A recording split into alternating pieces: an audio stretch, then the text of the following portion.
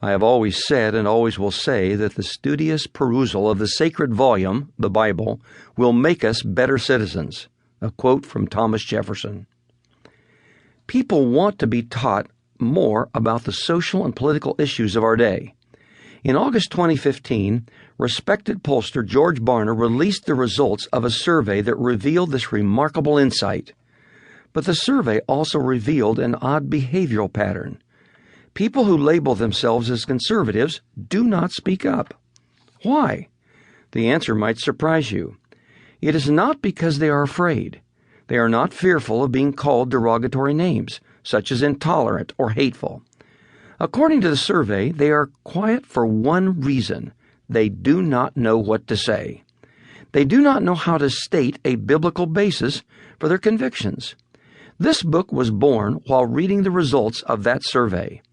The results revealed that theologically and politically conservative people hold deep convictions. They simply are not sure how to convey those beliefs. 1 year prior, a Pew Research poll revealed more quite surprising and unanticipated information. People want their churches and pastors to speak up on the social and political issues of the day. You might not think that revelation particularly newsworthy, but it is. Only a few short years earlier, the overwhelming consensus was that they did not want their pastors to speak out. But 4 years brought about a dramatic shift. The two responses switched places, with more people now saying they wanted pastors to speak out. What caused this change? What had caused pastors to be silent in the first place? The change point. Everything changed on July the 2nd, 1954.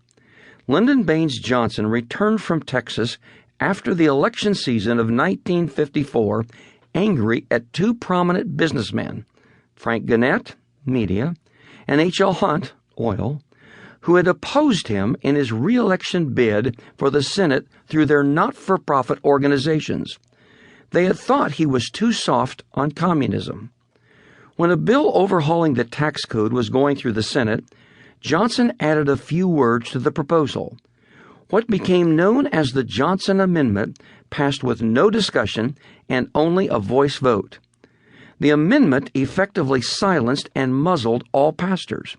Here's why. Nearly all churches are classified as not-for-profit 501c3 charitable organizations by the IRS. Johnson's amendment inadvertently made it illegal for a pastor, because of his affiliation with a not-for-profit organization, to endorse or oppose a candidate in a sermon. Johnson's legislative aide would later admit that they did not have churches and pastors in mind, only these two businessmen and their organizations.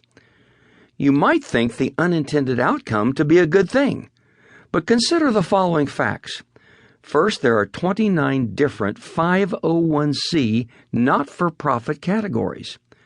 Only Category 3, out of all the 29 categories, was suddenly silenced, the one that included America's churches. Second, what it means to oppose or endorse a candidate is unclear.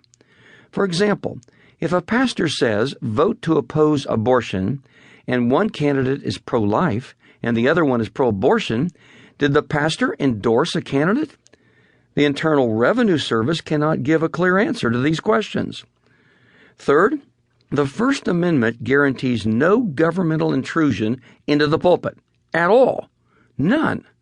The IRS has no authority to be the pulpit police, dictating what any pastor can say from the pulpit. And they know it.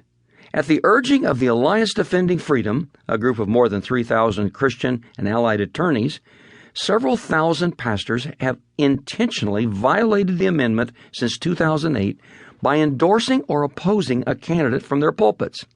Then they recorded their sermons and mailed them to the IRS.